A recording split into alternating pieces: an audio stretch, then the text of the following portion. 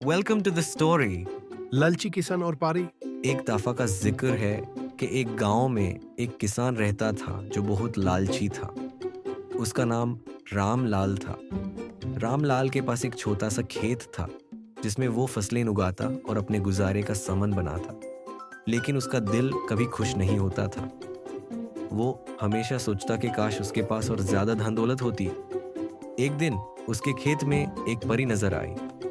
परी ने कहा, रामलाल, तुम एक अच्छे इंसान हो।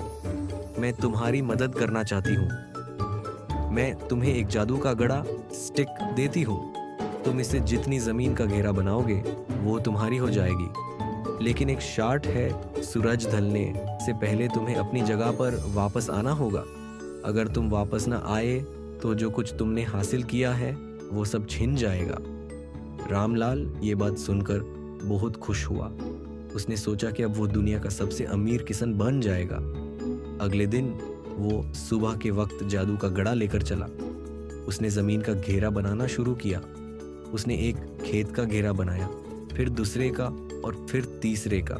लेकिन उसकी लालच बढ़ती गई। उसने सोचा, अगर मैं थोड़ा और चलता रहूं तो और ज्यादा जमीन मेरी हो जाएगी। दिन ढलता जा रहा था और सूरज धीरे धीरे डूबने लगा।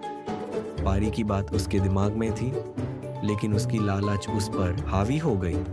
वो और तेज चलता गया। जब सूरज डूबने के बिल्कुल करीब था तो उसने सोचा, अब वापस चलते हैं। लेकिन अब वापस जाने का रास्ता लंबा था। वो तेज भागने लगा, लेकिन उसका सांस फूलने लगा।